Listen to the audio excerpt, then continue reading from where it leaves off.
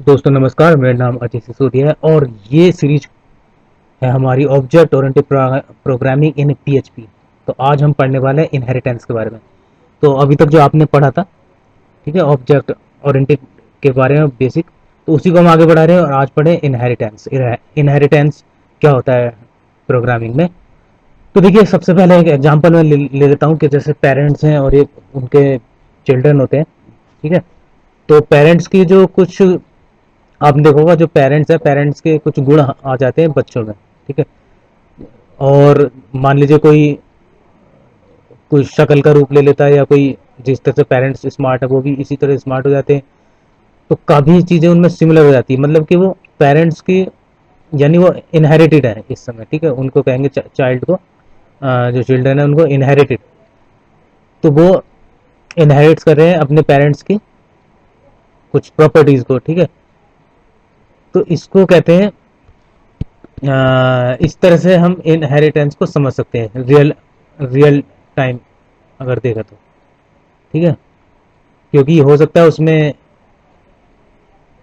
जो फीचर्स हैं पेरेंट्स की, जैसे ब्यूटी ऑफ मदर हो गया, इंटेलिजेंस ऑफ फादर हो गई, ठीक है। तो इस तरह से वो चीज़ें उनमें आ जाती हैं और खुद वो अपने आप को आगे स्थापित करते ही करते हैं, ठीक है। पेरेंट्स के भी प्रॉपर्टीज होती हैं, फीचर्स होते हैं, और अपने आप को आगे बढ़ाते हैं वो, अपने आप को भी आगे बढ़ाते हैं। तो इस तरह से कुछ समझ सकते हैं। तो जैसे पेरेंट्स है, पेरेंट्स एक क्लास मान लीजिए, और चाइल्ड है, चाइल्ड को एक दूसरी क्लास मान लीजिए, ठीक है, वो चाइल्ड क्लास मान लीजिए। तो इसी तरह से इनहेरिटेंस में होगा कि जो चाइल्ड जो पेरेंट क्लास है, बेस क्लास कह सकते हैं उसको। तो बेस क्लास में जितनी प्रॉपर्टीज होती हैं, जितने एक्शंस होते हैं, वो हम, जो चाइल्ड क्लास होता है उसको इनहेरिट कर सकता है। मतलब कि उनको इनहेरिट कहना मतलब कि वो उनको यूज कर सकता है, ठीक है। जो पहली वाली बेस क्लास है उसके कोड को बिल्कुल ऐसे यूज कर सकता है, जैसे वो करना, बिल्कुल बिना मॉडिफाई के, बिना चेंज की। तो यही इस पैराग्राफ में लिखा है जो आप देख रहे हैं, ठीक है। कि पूरा कोड जो है वो पहली क्लास का दूसरी क्लास में, जो दूसरी क्लास है वो उसको यूज कर सकती है बिना मॉडिफाई किए, ठीक है। तो इस तरह से हम यहाँ जो क्लास के बारे में बात करें, इसमें हम जो इनहेरिट करेंगे, ठीक है, इनहेरिट टेंस अगर हम इसमें करेंगे तो यहाँ हम कीवर्ड लेंगे एक्सटेंड्स।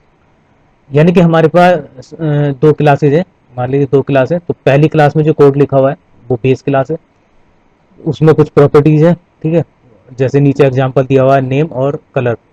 मान लीजिए फ्रूट नाम की एक क्लास है, बेस क्लास, जिसमें प्रॉपर्टीज है नेम और कलर, यानी कि इसमें कलर का नाम आएगा, कलर, ठीक है, और फ्रूट का नाम और फ्रूट के कलर होंगे। और उसके नीचे हमने कोई भी एक्शन बना दीजिए, इंट्रोडक्शन बना दी या कोई भी, और फिलहाल हम एग्जांपल ले रहे हैं छोटे से। और सेकंड क्लास हम बना रहे हैं, ये तो फ्रूट क्लास होगी मेन बेस। फिर हम बनाना चाह रहे हैं मैंगो क्लास।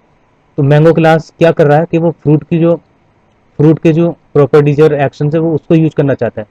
तो ठीक है, मैंगो, मैंगो और आगे कीवर्ड लेगा एक्सटेंड्स, और फिर उसके बाद लेगा फ्रूट्स। तो इस तरह से वो जो बेस क्लास होती है, फ्रूट की जो क्लास है उसकी जो प्रॉपर्टीज है वो उसको एक्सेस कर सकता है, ठीक है, अपनी क्लास में।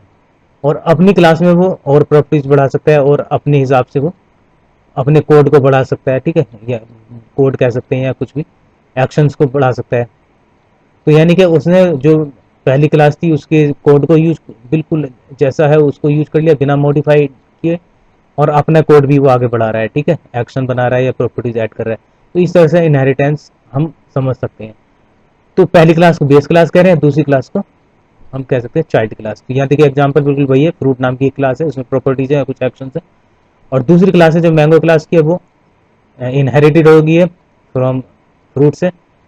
फ्रूट फ्रूट जो क्लास है उससे इनहेरिटेड हो गई है, ठीक है। यानी कि उसकी जो पहली क्लास है फ्रूट की, फ्रूट जो पहली क्लास है उसकी प्रॉपर्टीज एक्शन यहाँ इसमें यूज ये कर सकता है ये क्लास, और अपने भी आगे बढ़ा सकता है। तो इस तरह से इनहेरिट है। मान लीजिए मैंगो क्लास है, मैं आगे बनाना क्लास बना सकता हूँ। तो मैंगो का कलर क्या होता है, मैंगो कलर ग्रीन होता है, ठीक है। और नेम मैंगो हो गया। अब ऐसे ही मैं बनाना बनाऊंगा तो उसका नाम बनाना हो जाएगा, और कलर येलो हो जाएगा, है, ये अंदर का देखेंगे जो भी कलर है। अब फिर दूसरे, तो इस तरह से हम ऑब्जेक्ट बना रहे हैं, बनाएंगे बाद में। तो ऐसी मैंगो क्लास है, तो ऐसी बनाना बना ली, और ऐसी इसी तरह से आपने एक ले लीजिए कोई दूसरा तीसरा फ्रूट्स, तो फ्रूट्स के भी नाम याद नहीं आ रहे इस टाइम। ठीक है, तो इस तरह से हम बहुत सारी क्लास बना सकते हैं। और ये फ्रूट क्लास आप देखेंगे कि ये एक बेस क्लास है।